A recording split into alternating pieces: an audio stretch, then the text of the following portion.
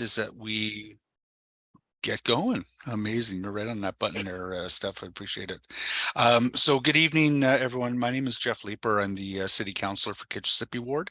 Thank you very much for taking some time on a beautiful evening to join this open house. We are taking a look at the proposal for the former Granite Curling Club. This is a development that has largely been approved in the basics of what the building is, and Patrick and Ken will take you through that in a minute or two.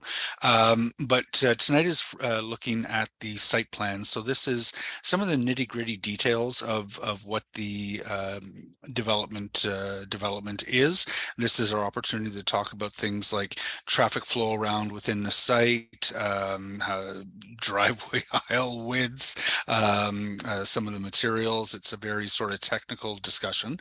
And then I know as well, this proposal is going to result in both the reclamation of a significant part of the Granite Club current parking lot that is on the south side, in addition to the dedication of new parkland to add to that space on the south side. So Lions Park is going to get fairly significantly bigger.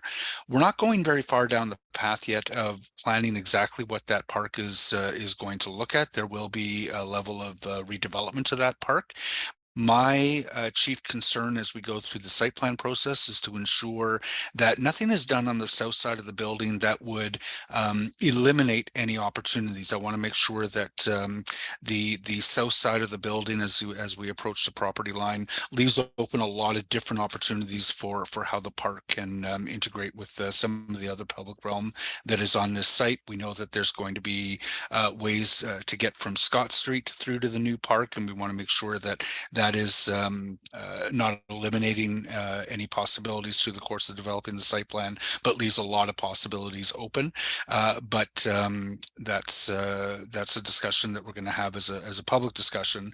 I think Ken, you and I were chatting about later this fall, and forgive me if I forget, but we want to get that underway later on.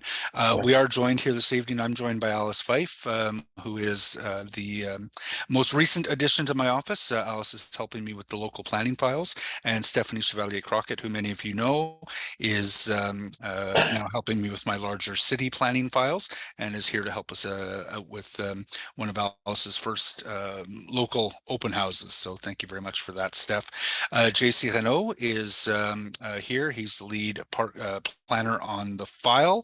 I see Kimberly Baldwin is here. She is a parks planner here to listen as well. And Jack Smith, who is a planner with the city as well. So with that, I'm going to turn it over to Stephanie just for the usual, or sorry, I'm going to turn that over to Alice. I will quickly learn. I'm going to turn that over to Alice for some quick housekeeping before we turn it over to Patrick and to Ken. Yeah. Hi, everyone. Nice to meet you all online tonight. Thanks for taking the time to connect with us here to talk about the site plan for Scott Street and Athlone. As Jeff mentioned, I'm gonna just go over a few housekeeping details before the applicants make a brief presentation. For starters, the presentation is being recorded and posted on the Kitchissippi Ward YouTube. It'll probably be up there in the next day or two. So if you know anyone that can't make it tonight, or if you want to have a look at it after, you'll be able to find it there. And if you have a problem finding the link, just reach out to our office and we can connect you, or you can just search Kitchissippi Ward on YouTube and you should be able to find it directly. Second thing, if you aren't comfortable with being recorded on video, please feel free to turn it off on the bottom left-hand side of your screen. And we will take written questions to those who prefer to pass them on that way in the Q&A function there. Having said that, we are going to be using the Q&A tonight to take questions. So please ensure you put any questions you have for the applicants or staff who are here with us tonight too, regarding the development in that. We will be reading questions aloud based on those that we've received there, and we're going to do our best to get to all of them tonight. And just to go over the format of the meeting for tonight, we've got the applicant here with his team, and they're going to offer a short 15 to 20-minute presentation. And after this, the rest of the meeting will consist of a Q&A with residents. And we've got the lead planner on the file from the city here, Jean-Charles Renaud, also in attendance. So with that, I'll hand things over to the applicant team and their presentation. Thank you. Hi, good evening. My name is Ken Hopner. I'm with the Development Group. And tonight we have Patrick Bisson with Hoban and Laura Clark with Hoban Architecture. And they're going to be running through a series of slides to give you a short presentation on the summary of the site plan application. What I would like to do right now, though, is just give you an update in terms of timing. We put the site plan in maybe 6 weeks ago or 4 weeks ago. Our timing with this size of projects somewhere between optimistically 12, 15 to 20 months away. But you will see some changes on the site starting this July. As you know, the Granite Curling Club is leaving the site, and we're handing a new building over to them on Queensview Drive on the long weekend in July. And as part of the site in the corner, there's a brand new semi, which is part of the future development site, and we're working with that building and the city. We're actually going to be moving it down the road. We bought another lot down on the same road, I think maybe 342 Athlone.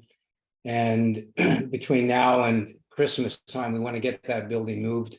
So in order to move that building, we also have to take down the curling club, which is a fairly significant building. And that will start sometime in the month of July and bring us through the rest of the fall. So I just wanted to give you an update on that. And if you have any questions regarding the development that Patrick or Laura cannot answer, then I'm free to answer any questions tonight. So with that, I will pass it on to Patrick. Great.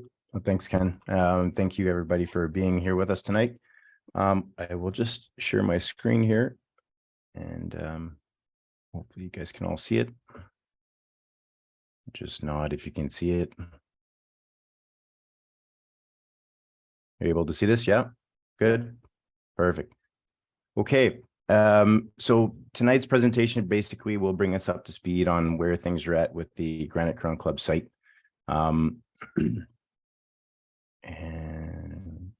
there you go.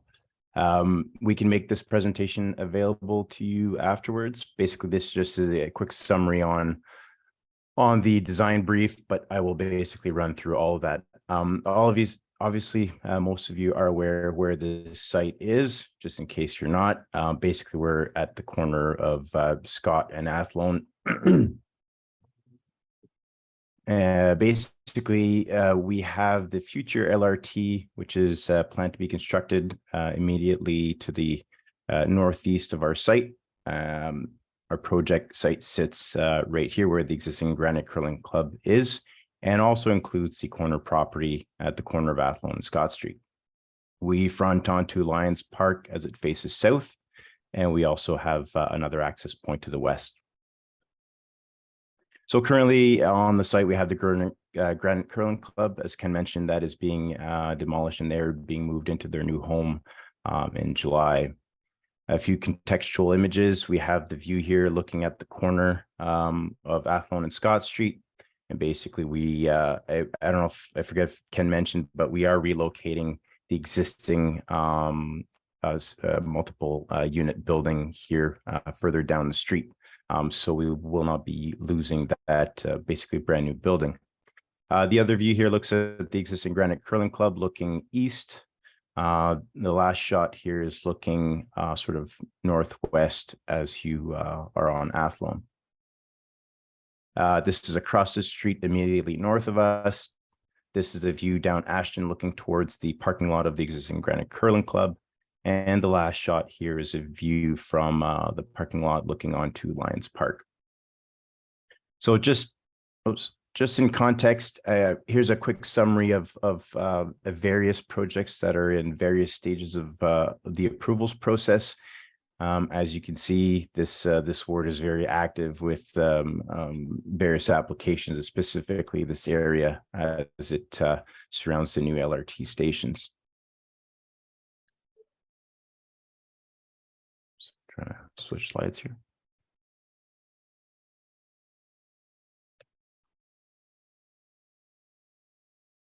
Bear with me for a moment here.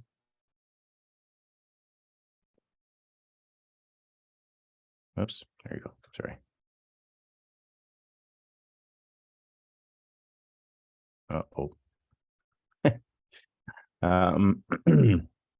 Okay, so for a current proposal, basically our previous submission included 3 buildings, and the sort of resounding comments was that this was much too dense and the three tower scheme was just not appropriate. And basically what we had presented at the UDRP was a revised version that looked at the reallocation of the density into 2 simpler building forms, which in fact ended up helping the site quite a bit, in our opinion, in terms of opening up the ground plane and making the site much more porous and much more pedestrian friendly. So basically that resulted into 2 40-story buildings, while keeping a very strong through circulation access through the site. And really that's intended to connect Lions Park back down to Scott Street. And really the end goal is to really try to invite as many people through our site as possible and really try to make that a very strong public realm as it connects to Lions Park, and ideally connect onto the main street to the south of us. So conceptually, here are 2 buildings. These are the footprints. We've got the west building over here, and we have the east building on the east side. The landscape suggests that we are creating a very rich and porous landscape environment in the middle. And the idea, as I mentioned, is to really try to invite as many people through our site to access Lions Park. Now, we've taken a stab at sort of developing an idea and trying to aspirationally suggest what we could do with Lions Park. This is obviously a much more rigorous process that needs to be undertaken. There will be numerous consultations with the public as well as with the city park staff. So what we're showing here today is aspirational and is by no means a final statement. But what is very intentional is the way we've developed the inner courtyard of our space. I'll get into it a bit later, but really the idea would be to line the courtyard space with active spaces, whether it's commercial or amenity space that really brings a lot of vibrancy to the inner courtyard. I mean, that's the intent, because otherwise we don't want this becoming a unused central courtyard. So animating it is in our best interest, and solidifying the proper uses along these 2 faces is imperative to the success of that space. And so for the west building, we have the main access to the parking garage over here. We have access to back of house services further back here. I'm not sure if you're aware, but there's another proposed development just to the west of us that is 30 stories. And basically, we're basically abutting that proposed, I think it's about a 3-story building face along here. So we're allowing people to cut through here, but also you'd be able to walk through here as well. We also have to manage the interim condition of Scott Street. As you well know, Scott Street currently is the temporary bus terminal for the station that is being sort of temporarily interrupted. And so we have a temporary condition as well as a final condition. And basically the one that you're seeing currently is the final condition for this Scott Street redevelopment. What you don't see here right now is the multi-use pathway that runs through. We'll see it in the site plan a little bit later, but it is intended to run through as it's currently planned in the interim condition. For the east building, we have the main access to the building over here, and we have the parking access to the east building over here as well.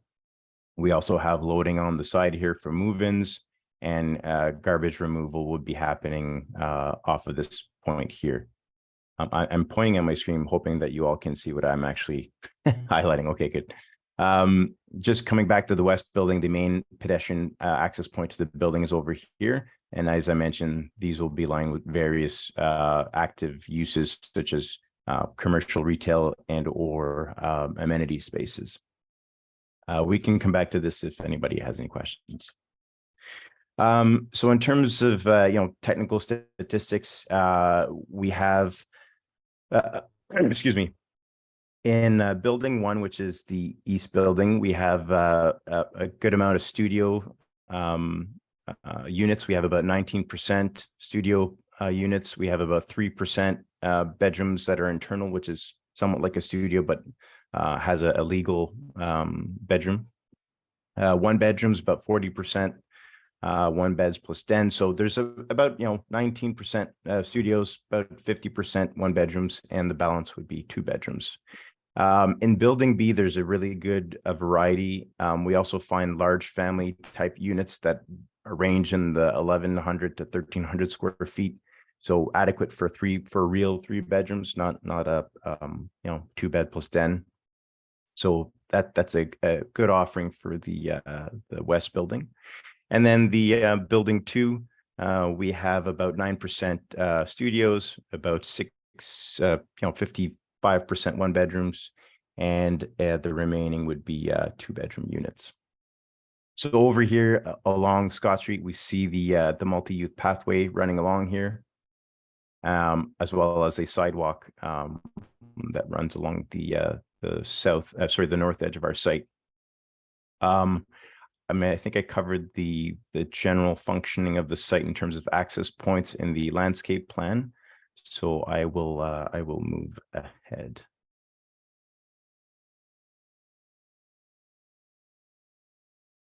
Sorry, my computer's just catching up here.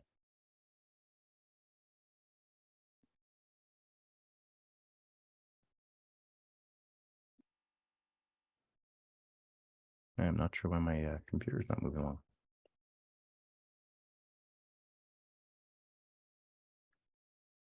Oh, hold on.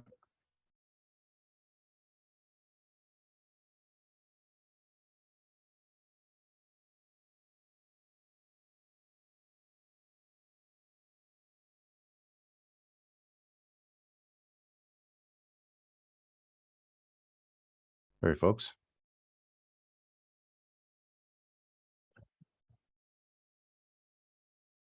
Hey, Laura, are you able to maybe pull up this presentation? Yeah, for sure. And then maybe you can share your screen and we'll just do it that way. It seems to be freezing at my end. Anyways, while we're on this slide here, as Councillor Leeper mentioned earlier, we are giving 10% parkland back to the city, and that would help in extending basically Lions Park. And it's a notable piece because it is 10%, but it also basically fronts onto what is now part of the parking lot of the Granite Curling Club. So this is not just part of our land, it's also basically you're also taking the existing driveway to the parking lot, which will be turned into park as well, plus our 10%, which is not insignificant. So Jeff's right in when he says that the park will grow significantly. So our aspirations is to make sure that the landscape gesture that we're trying to create in the middle of both towers really tries to connect and generate some good energy between both parts. So Laura, if you can, Yes. I'll let you share your screen.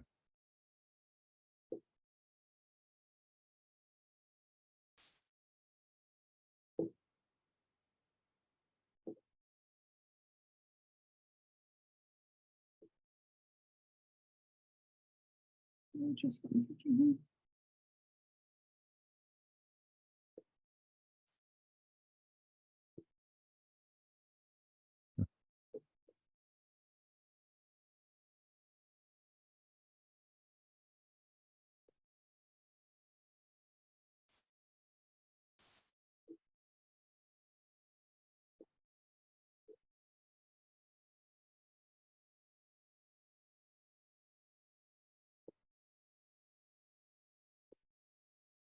Sorry, folks.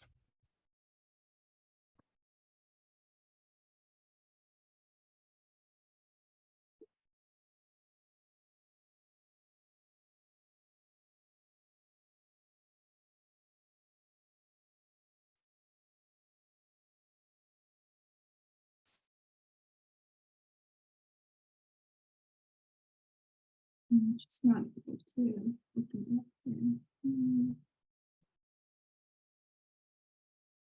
Could try to reopen it again, see if it works. Oh, there it is.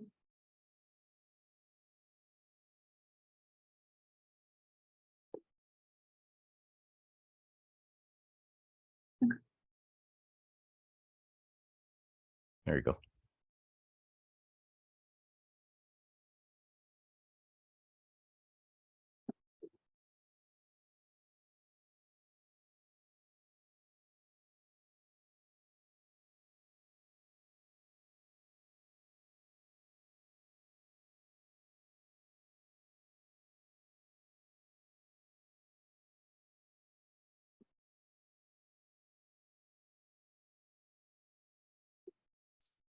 Okay, so here's where we are today. So we've been developing sort of the architecture slowly with the program that we've developed. One of the major elements that we're still exploring is this notion of the amenity link that is basically serving both buildings. So it's still under development. So what you see here today basically still remains to be further developed. So if you keep going, Laura. So one of the things that we really wanted to focus on and to make sure that we created a proper transition was the facades that are facing the park. One of the items that the city had asked us to look at and to adhere to was really to try to achieve a proper transition. And what we've done is we've developed basically the architecture at the back of the building, fixing the park in a stepped manner that sort of steps back towards the building and creates various terraces as it climbs up the building. And those terraces would be integrated with planters to try to promote sort of a nice subtle texture, as well as introducing some vegetation in the elevations. Next slide, please. So some of the key design narratives, obviously what we focus on is the built form and how it relates to the urban fabric, how we develop the public spaces and how they relate to each other. I mean, meaning the buildings, but also to the broader public. The street level animation of the various uses that would be at the ground floor, and also that, how that enriches the pedestrian experience, and also the connectivity as it relates to the rest of the site. Next slide. And for the built form, there's three distinct parts. There's the podium, there's the amenity bridge, and then basically the body of the tower. Right now, what we're exploring for the podium level is a mixture of masonry, brick masonry products, sort of develop in a contemporary style. Capturing some of the red brick that we can see around the neighborhood, capture some of the local character, but also highlight it with some varying color palettes. Next slide. So as I mentioned, we're looking at four distinct parts of the building: the base, the podium, the amenity level, which is our amenity bridge, the body of the tower, and how we articulate the top to really try to punctuate these towers in a way that adds to the city skyline and also encompasses the less sightly mechanical spaces that we typically see on the top of buildings. Next slide. So as I was previously describing our treatment to the transitional component, I guess, as it faces south, and really trying to create a stepping motion to the building, and trying to bring some greenery to the terraces and really try to benefit from the orientation to the park.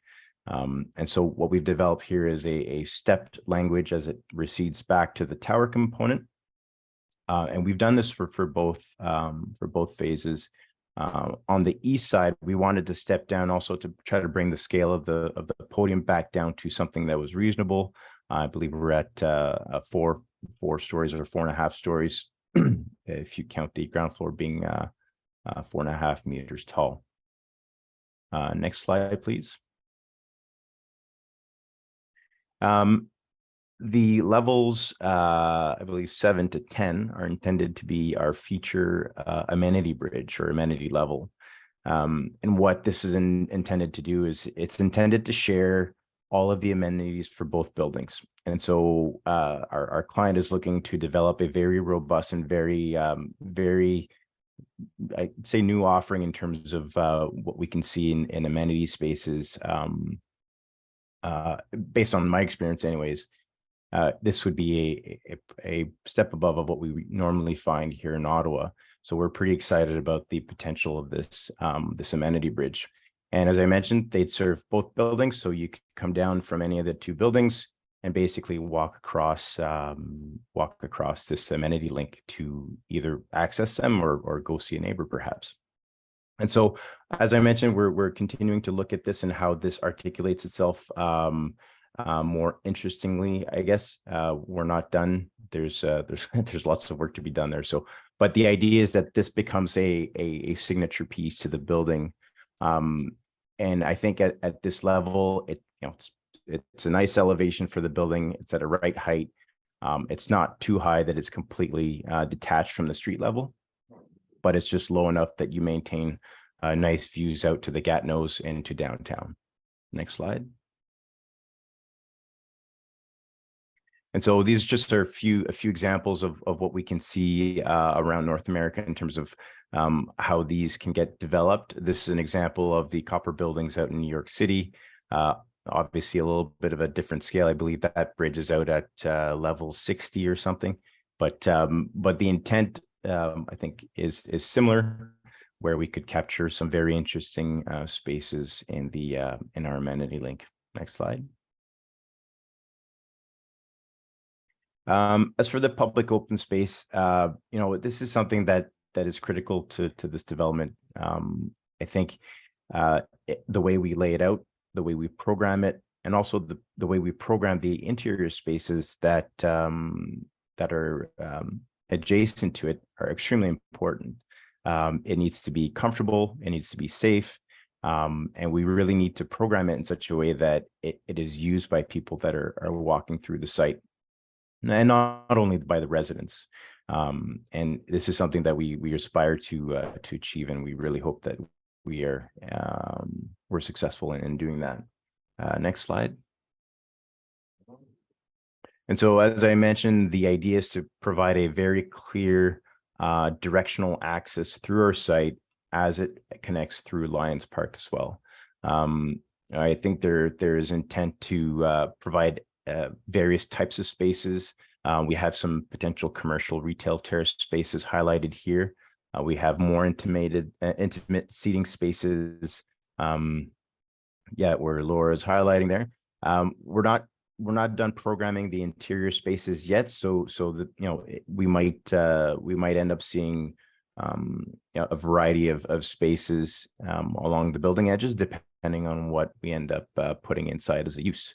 Also, I think I forgot to mention, I was highlighting basically the long edge of the west building as it faces into the park, but recently we've had discussions to really try to wrap around that commercial retail use to the south as it fronts onto Lions Park, so that if we do end up, or I should say, when we end up working with the city and developing a vision for the park, it won't be necessarily facing ground level units, or we might have a use that is more beneficial to the park and creating a stronger relationship there. So that's something we're looking at as well. Next slide, please. So in terms of landscape concepts, I mean, this is a sort of a mood board that tries to capture various textures that we're looking at, various types of greenery, and really trying to set a tone to the public space that we're trying to create in the middle there. Next slide.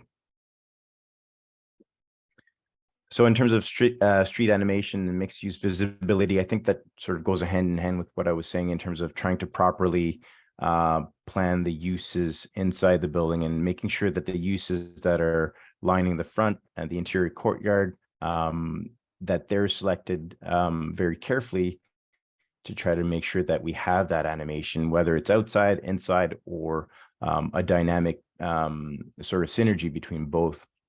Next slide. And so basically, as you're walking through the open space at grade, those are the spaces that we really want to try to animate with proper uses. And so whether it's commercial, whether it's small office uses like maybe a dentist, a barbershop, things that people need on a regular basis and actually generate foot traffic through the site. So this is on our to-do list and trying to make sure that those uses end up happening here. Next slide. Obviously, making sure that these commercial, retail, or potential office spaces have good visibility. Otherwise, they tend to struggle. So making sure that there's proper wayfinding, that's very obvious, and there's ample parking and accessibility to these types of uses. Also a very important aspect that we're considering. Next slide. So in terms of pedestrian experience, I mean, we're trying to create a vibrant edge along Scott Street. Obviously, we have to be a little bit careful as to what we put where. Obviously, we want our front entrances to be facing onto Scott Street.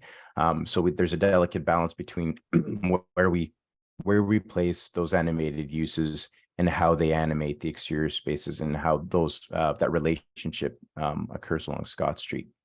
And so we're trying to develop an architectural language that is it invokes a similarity in terms of its material, something that's not too foreign, not too crazy in terms of its architecture, but something simple yet elegant, and trying to really add to the streetscape character while developing these facades that front onto Scott Street. Next slide. Just another shot looking down into the open courtyard space. And so, accessibility is obviously tremendously important. So we've developed a landscape strategy that allows for barrier-free access throughout the site and into the buildings. So that shouldn't be a concern. So everybody has access to Lions Park from Scott Street. Next slide. Just a view looking through the site, looking back towards Scott Street, and as you would experience the southern edge of both buildings. Next slide. So just in terms of connectivity, you can go to the next slide, Laura. Everybody knows that this site is extremely well positioned, obviously near the future LRT station, but also well within walking distance to all of the fantastic local amenities. And so, I mean, I don't have to explain to the people that live around here how great this area is. So it's very well located and within a short walk from very great amenities. Next slide. So I think we'll leave it there for the presentation. We can cycle back to any of the slides that you have questions on, and we'll open the floor to questions. Thank you. Okay, thank you, Patrick. Can you hear me okay? Yep. Okay. Okay, so we've got a few questions here in the chat, and I will start with the first one from David and Christine Welch. They ask, will there be any visitor parking?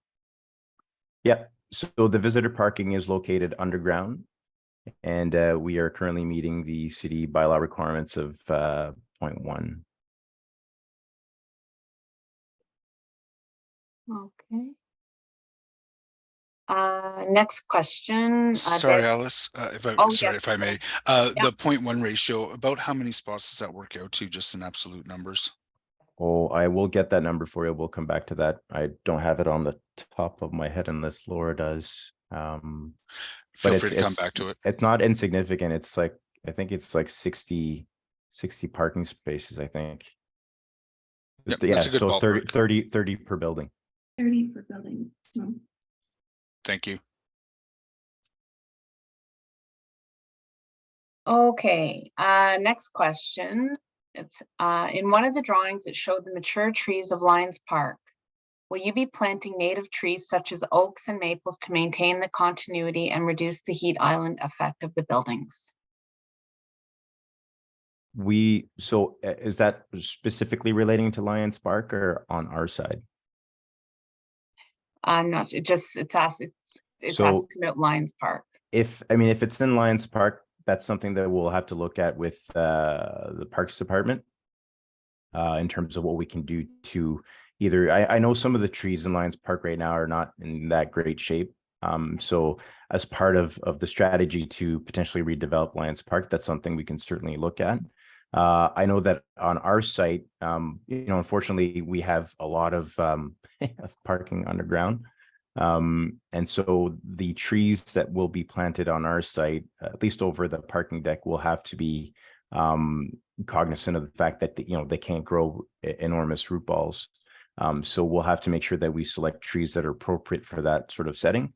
I don't think a oak tree would probably survive in that amount of soil depth. So we'll need to make sure that we select the appropriate trees for that environment. Okay, next question asks, what will be done differently with the landscaping on the north side of this development compared to the landscaping north of the building at Scott and McRae beside Farm Boy to ensure trees and plants will grow on the north side of the development? Trees have been planted a number of times along Scott in front of the building north of Farm Boy, and they can't seem to survive. So, that comes back to the type of tree and the soil depth that the tree has to grow in. There's various strategies we can employ to do that. One is to look at the structure that's actually below grade and design it in such a way that we have a little bit more soil depth to have the trees grow and to an actual more established tree. And so there's soil cells that we can look at. There's doing a slightly different structural design to accommodate a better soil depth. But these are also the type of tree is also a huge consideration when you're planting a tree in this sort of environment. Obviously, the north side is difficult. We know that Scott Street is a high wind area, and so selecting the right type of tree goes a long way in them surviving the a few hard years that they have in the beginning. Okay, next question. One sec. We also, sorry, I just, okay. We have Pierre-Luc on the line, who's our landscape architect from Projet Paysage. Pierre-Luc, if you have anything to add, by all means, jump in. Okay. You did a good job. I don't have anything to add for the moment. Yeah. Okay. Okay, next question is about lighting. It asks, will you respect the outdoor lighting principles recommended by the Illumination Engineering Society and the International Dark Sky Association? Yes, we typically tend to do that anyways. There's our lighting designers and engineers typically try to abide by those rules, and so we try not to flood the lights, flood the sky with lights in the evenings. And so any any standards that are out there in terms of whether it's related to birds or the dark sky, we typically abide by those. Next question, back to trees. Do you have examples of real photos where a forest of trees exists as shown below a similar amenity level as is proposed in this project? That would be a question for Pierre-Luc. I'm not sure if he's has some on hand. Don't have any picture on hand, but what's shown, it's possible to do. It's just need, like Patrick mentioned, we need to have the good right plans for the right place. If it's windy, we need the right amount of soil depth to accommodate trees and shrubs. So the selection of trees tolerate a lot of shade too, because the building will create shade in the front. And that's it. But I don't have a picture on hand. I can look and I can.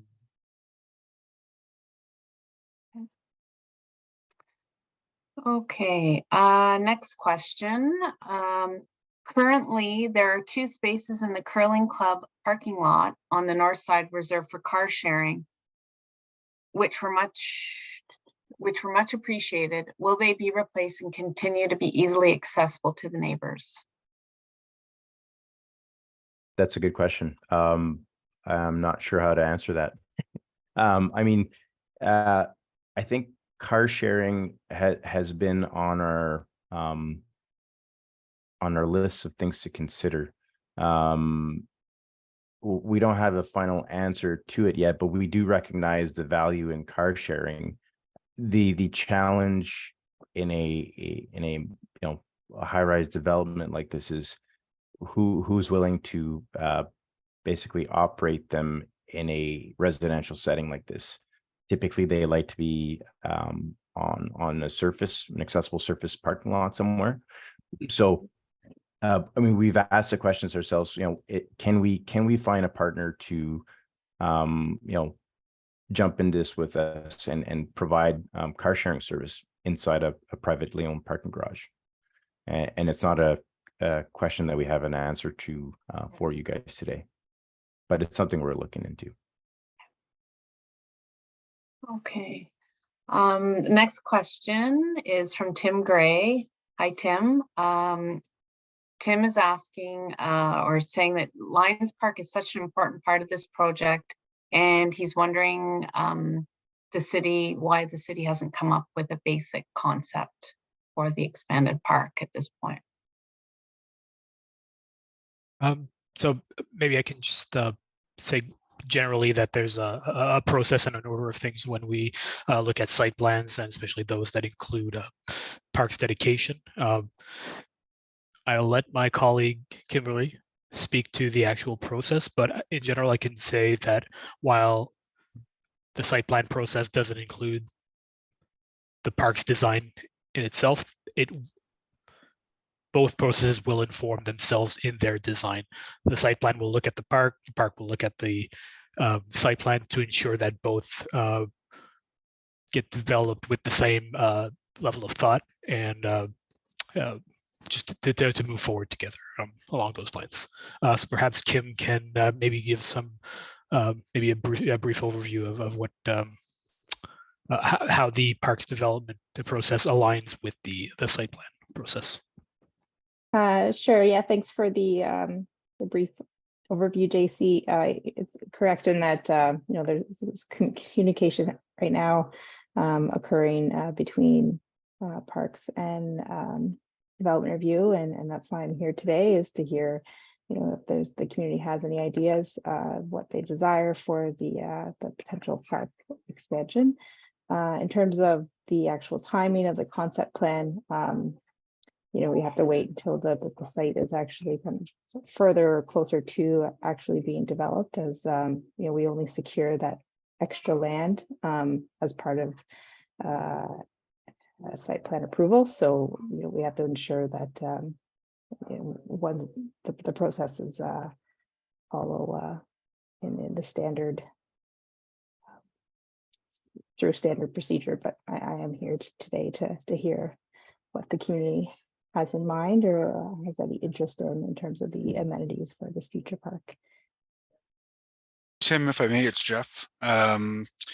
So I want to make sure that it's absolutely clear that the park development is a public process.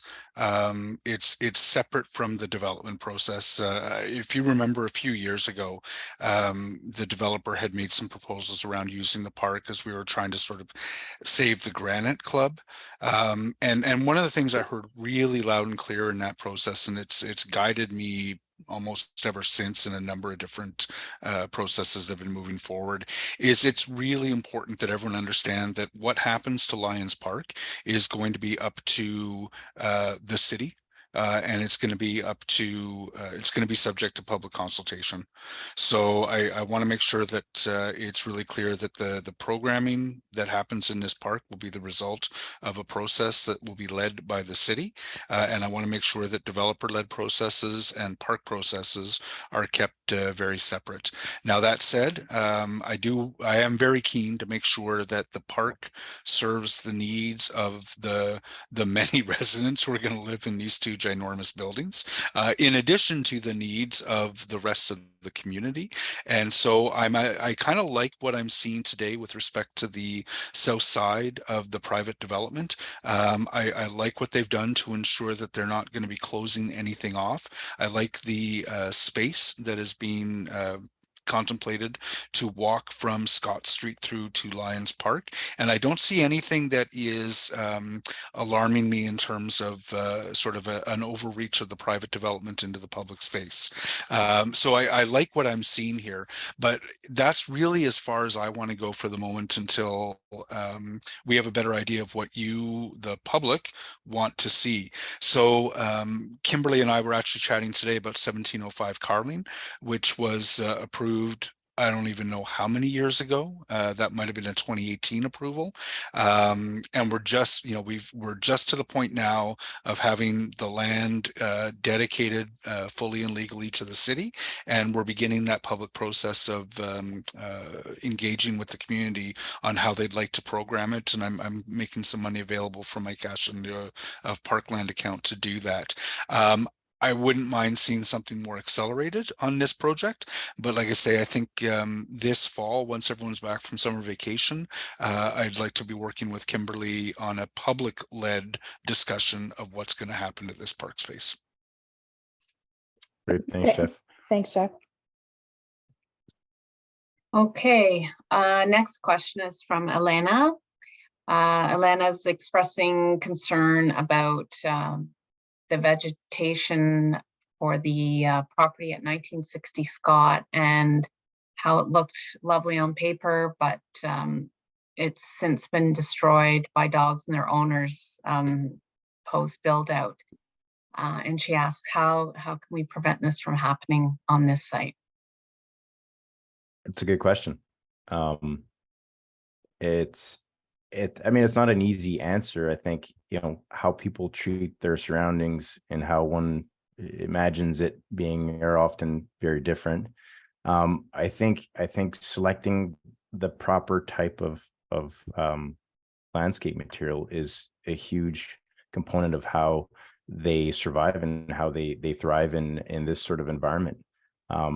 Selecting delicate plants that don't survive abuse wouldn't be the right thing. You need to select plant material that is robust enough to survive this sort of urban environment. So I can't predict the future and say residents will be nicer to their plants here and not allowed their dogs to trample through it. But I certainly think that with the variety of park spaces around this, I would certainly hope that they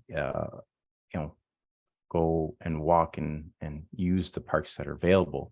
We also have, we'll be proposing a dog run on the, basically on the roof of the amenity bridge. I mean, for the individuals that don't want to go and walk their dogs. I don't know anybody with big dogs, but I know that generally people with larger dogs tend to go walk them outside anyway. So the smaller dog run probably won't suffice. But there is a lot of green space around this site that is available for residents to exercise their dogs. So I hope that answers your questions a little bit. Next question is back to parking. It says it's Roland Dorsey asks, you've mentioned a ratio of 0.1 parking spaces for visitors. What is the ratio in absolute number for residents? So right now we're anticipating a 0.4 parking space per resident, which is about 340 spaces.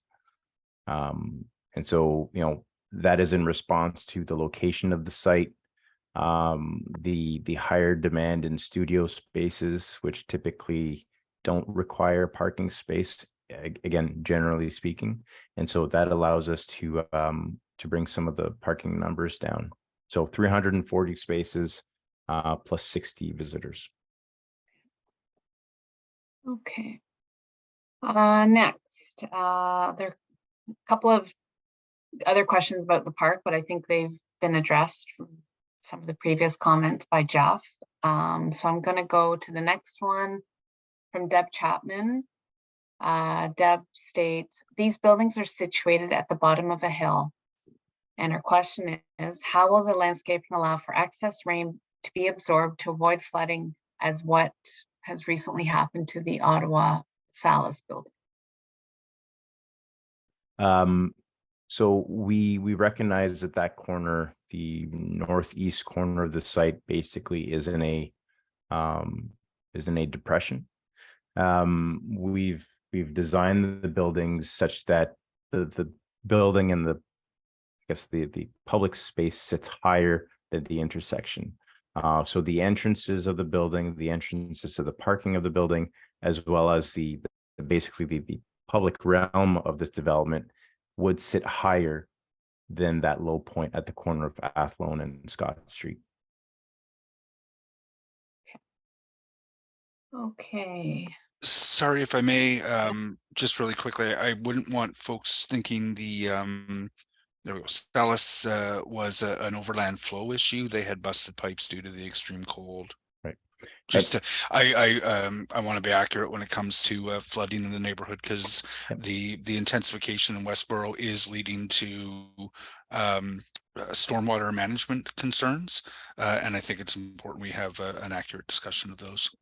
Oh, that's a good point. All I was going to add, Councillor, is that we had conversations with the city and we tried to get as much information as possible regarding potential or any flooding events that would have occurred in this particular area, and we can get an answer as to if there was an event that had affected that particular corner. So, thanks, Alice. Okay. Let's see what else. Mari has a question about the park. It's a bit detailed about, I think, with regards to lions, but I'll read it anyway. Mari says, you mentioned a wayfinding sign at Scott Street for the amenities and services you hope to have. Would you include Lions Park in the way signs? Would you make it a pictorial sign? As many people do not know, the park is called Lions Park, and many of the current users of the park have English as their second or third language. Sure. I think it's in everybody's best interest to be able to get to this fantastic neighborhood amenity. So anything we can do to help people guide themselves through the site, I think would be advantageous for the development and residents. Okay. Next question relates to garbage, and it's an anonymous question, and they ask, you covered the garbage pickup, which will be on Athlone. Is this for both buildings? Will the pickup be underground? So the West building has its own garbage and would be basically the extraction would be happening through the garage door, and set up on the side of the building for pickup. And then the east building would have, again, basement level garbage storage, and then it would be set up on the side of the street for daily pickup. Okay. Just scrolling through the questions here. I think we've Mhm. covered. Oh, Roland has a question, another question. And Roland asks, are any of the units to be designated affordable as per the city's definition? If so, what percentage?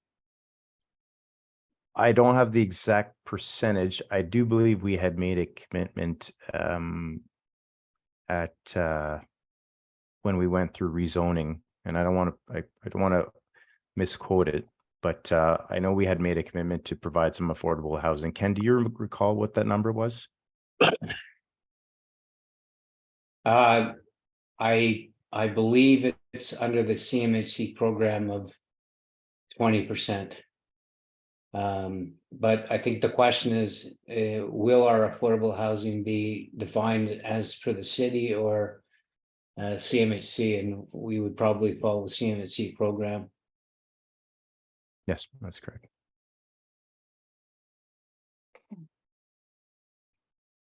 Okay, another question back to, Um, oh, I sorry, go also, on. if you go, we don't have to. If you see the breakdown of the units, a fairly significant portion of the units are 41% being 1 bedroom and 19-20% 2 bedroom. Those studio units of 19%, I'd say since in the last 7 years, that number's that number used to be in the 5 or 6% range, and now it's pushing up to what you see there, 20% of studio units. So you have your average rents in those units are obviously, you might consider them more affordable. So these buildings are producing a lot more units that are within that range. And I'll just say here on this call, I want to revisit some of the conversations that I had with you and Cyril at the zoning portion Mhm. point. If I recall, I think I was asking you guys to do a bit better than just strict CMHC. And I'm also going to be interested in the affordability with respect to unit mix as well, ensuring that some of those larger units are public as well. So we'll have further discussions on that.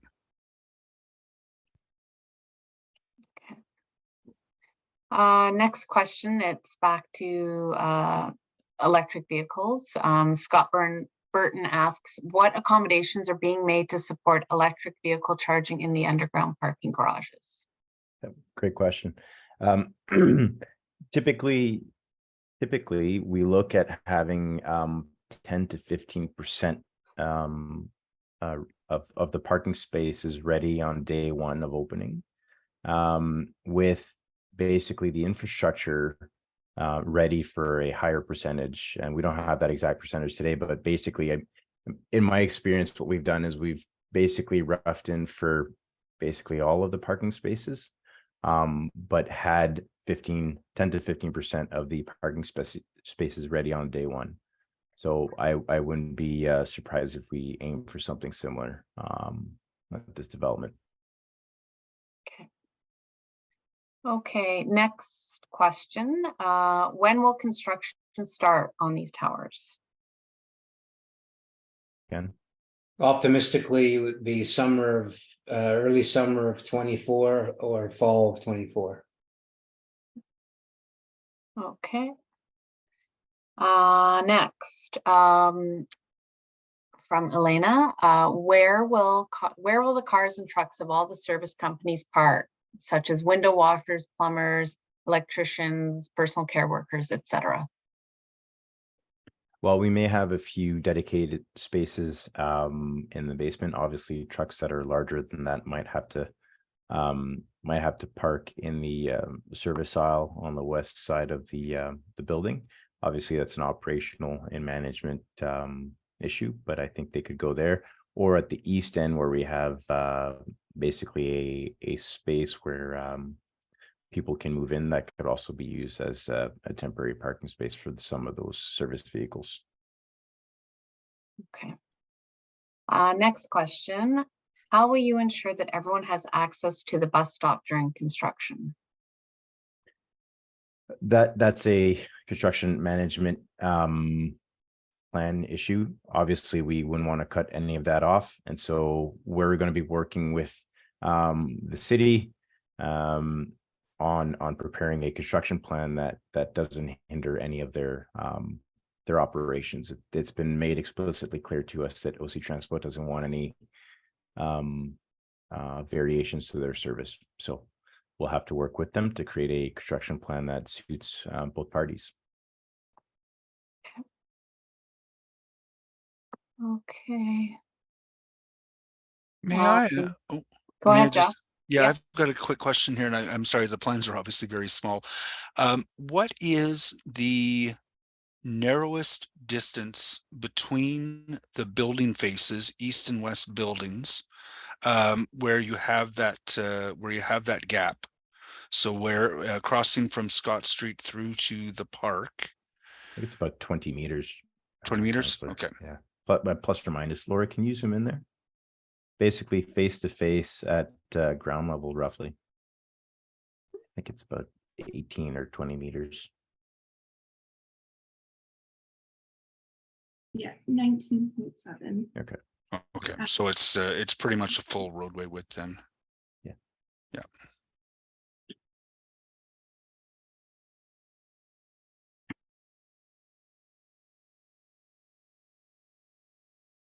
Okay, I'm just scrolling, doing one last scroll through the questions. Feel like we have covered them all, like landscaping, parking, electric vehicles. What else? Was there, I saw, and I'm sorry, I was distracted, but there was a question about garbage pickup being handled inside the buildings.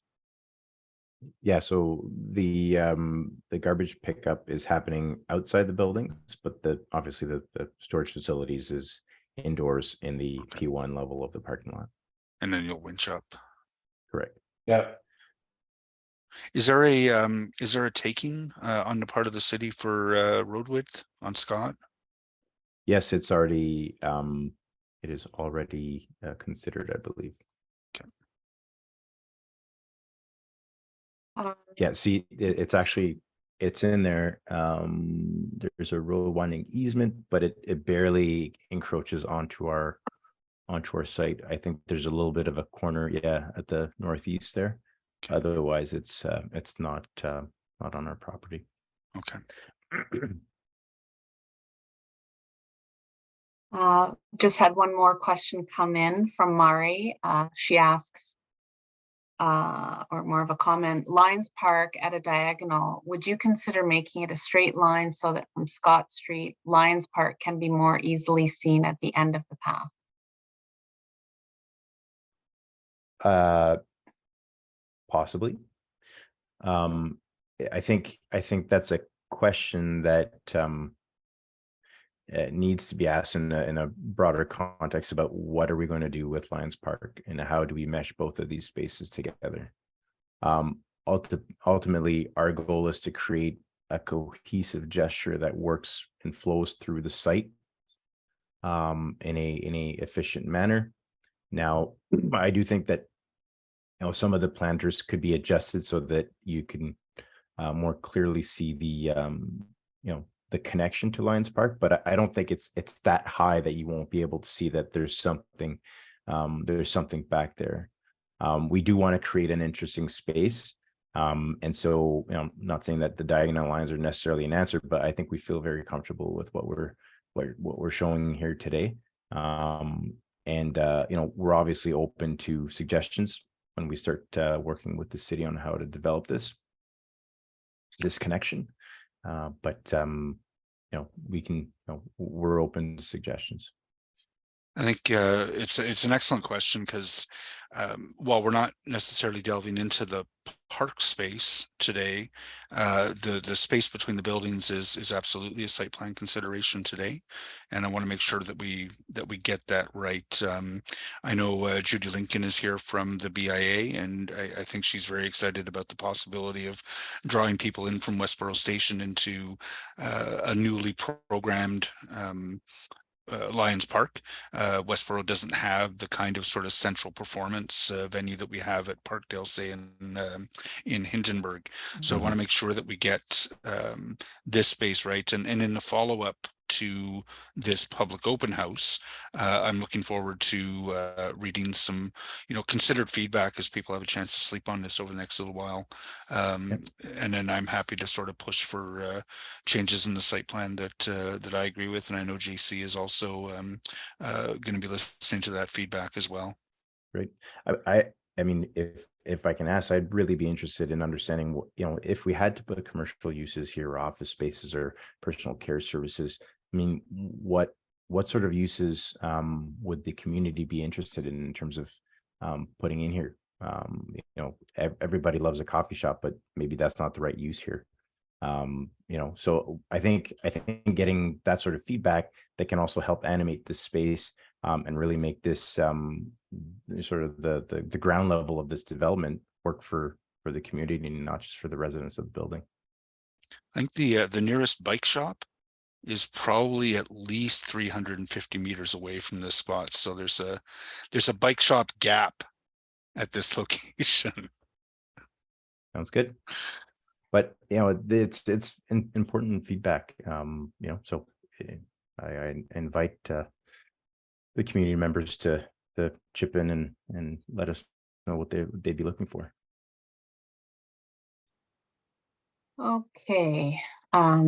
Next question is from Scott Burton. He asks, once started, how many months would you estimate for construction completion? I'll leave this one to Mr. Hopner. Too long. These individual buildings are 3-year builds from start to finish.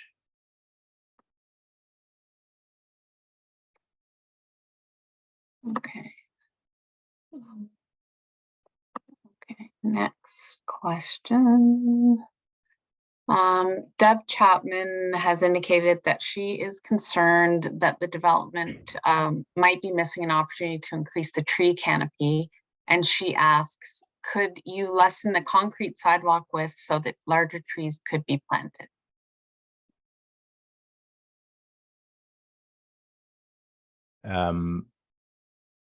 Laura, can you go back to the site plan? The technical one?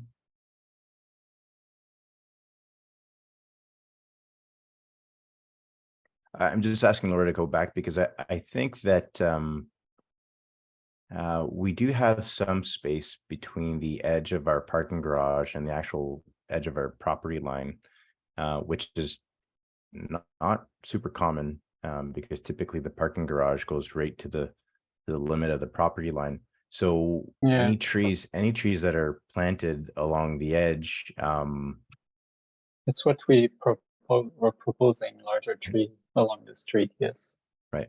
To answer the question. So any trees that are planted along that edge could potentially have a more substantial root ball and a more substantial presence along Scott Street. Okay.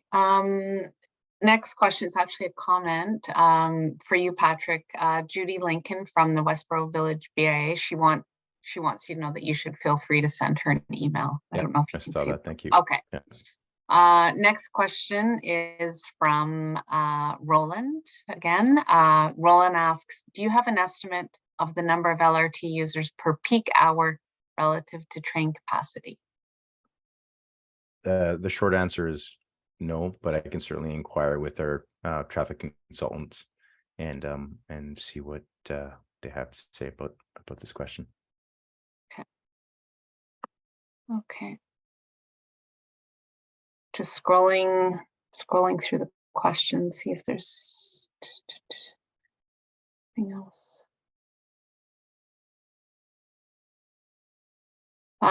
There's another question going back to the landscaping, and the person asks, if trees do not grow after many years of being replanted, will the project consider redoing the landscape conditions to ensure greenery is included? That would be a question best answered by Ken, I think.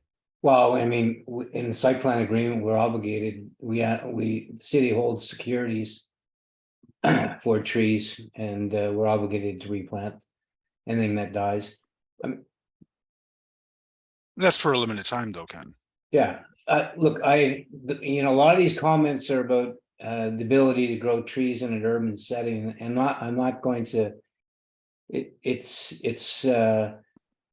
We have a situation in this particular that's more of an opportunity to, if you look at what's there today, you've got a curling club and the Balances parking lot.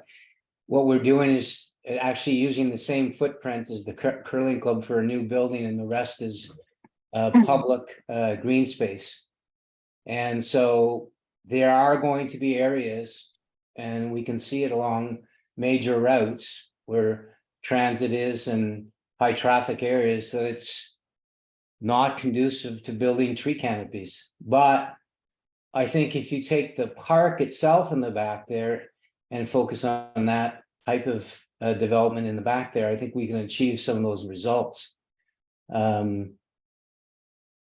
So I see, our development team from day one have seen we have a vested interest in making Lions Park more accessible, more usable for the community, and we're open, and we'll go through a long process with Jeff and his team to kind of come up with trying to meet all those objectives. But no doubt you see on plans trees that that in the future are going to be compromised, but we'll have to work towards making our best foot forward on that front.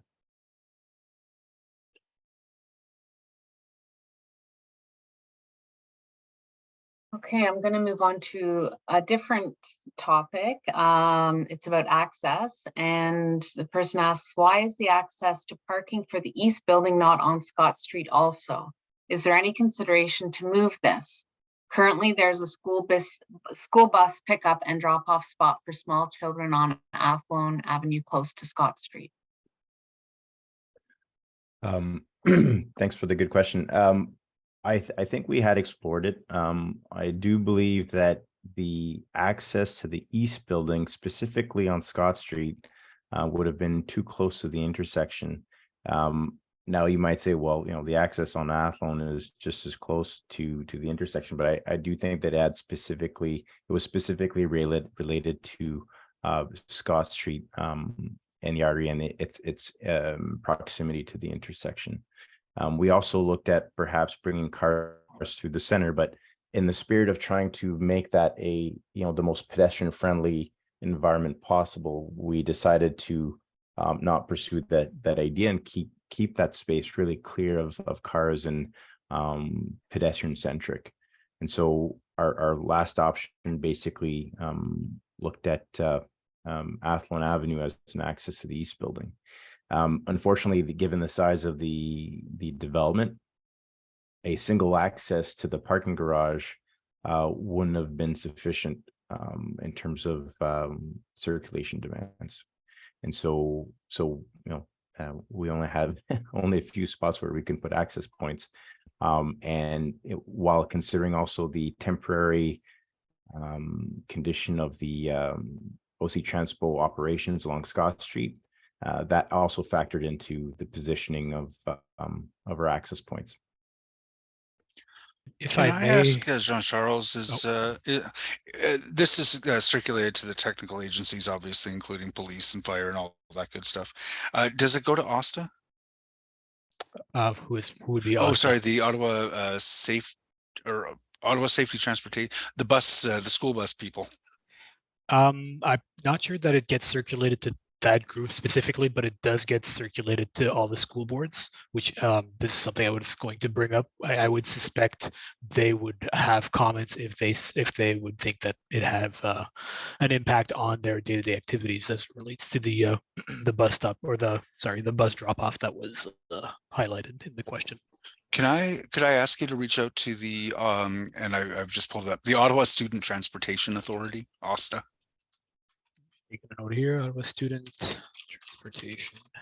I did Still- notice the comment about the bus stop for young kids. I mean, where is that specifically? And if there's any concern, I mean, we can certainly see how we can mitigate that. But I wasn't aware there was a pickup spot along Athlone. Councillor, I will add them to the circulation list and I'll Thank reach out you. to them. And maybe I can add to what Patrick was saying about the access off of Athlone. So as he said, in addition to all of the considerations to be made regarding the transportation impact and those types of impact or on the decision to locate the access at that location, there's also official plan policies that speak to Main Street corridor. Scott Street is a Main Street corridor and recommends where it's possible to locate entrances off of side street in order to reduce the number of trips originating from these main streets. So locating the entrance at that as such is in line with our city policies.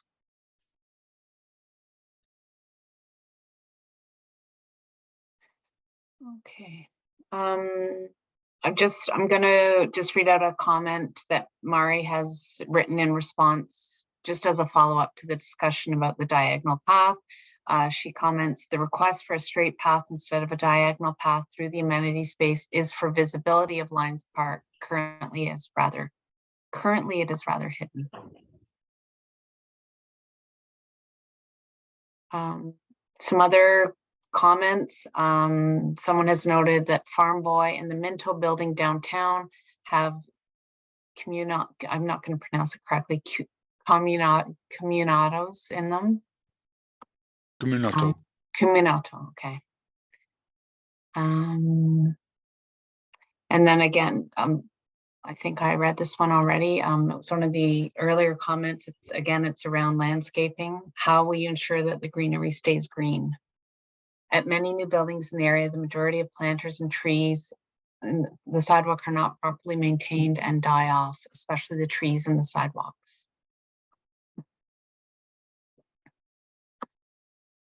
And I think that about covers everything I've seen or generally in the Q&A. There were some sort of similar questions and comments, but I believe that they've all been covered. Jeff, did you have anything else you wanted to add or comment or discuss on? I think we're still a fair ways away, but my assumption is that the developer would be happy to have a pre-construction meeting as we get closer to the construction date, where you can take a look at the proposed truck routes and hours of operation, the actual construction impacts. Usually wait until the developer has a builder on board, because the builder is going to the general contractor is going to have a bunch of considerations that they'll be proposing. So we'll have that sort of very focused meeting as we get closer to shovels in the ground. And then I did have a question for Jean-Charles. I apologize. I don't have a vote on this one anymore. This one's going under the new rules whereby the city councilor is no longer able to lift delegation.